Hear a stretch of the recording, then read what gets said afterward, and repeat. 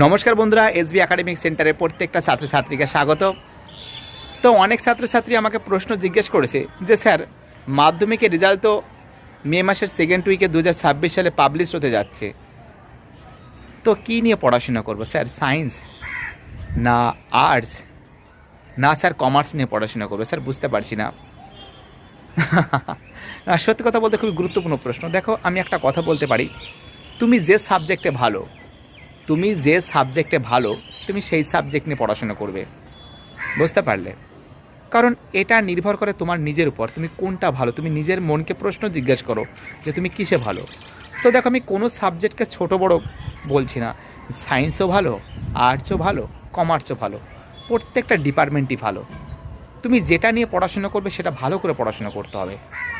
তোমার মনকে প্রশ্ন জিজ্ঞেস করো। তুমি যদি ভাবো যে না স্যার, আমি সায়েন্স নিয়ে পড়াশোনা করতে পারবো, স্যার আমি টানতে পারবো, স্যার কোনো সমস্যা নেই, 100% তুমি সায়েন্স নিয়ে পড়াশোনা করবে, ঠিকঠাক আছে। স্যার আমি কমার্স টানতে পারবো, অবশ্যই তুমি কমার্স নিয়ে পড়াশোনা করবে। আর যদি তোমার মাথায় থাকে যে স্যার না স্যার, অঙ্ক ভালো লাগে না স্যার, ম্যাথমেটিক্স কোনো কিছু ভালো লাগে না স্যার, আমি আর্টস নিয়ে পড়াশোনা করব, তাহলে তুমি আর্টস নিয়ে পড়াশোনা করবে। তোমার মনকে প্রশ্ন জিজ্ঞেস করো, তোমার বিবেককে প্রশ্ন জিজ্ঞেস করো যে তুমি কোন সাবজেক্টে ভালো, তুমি সেই সাবজেক্ট নিয়ে পড়াশোনা করবে। তা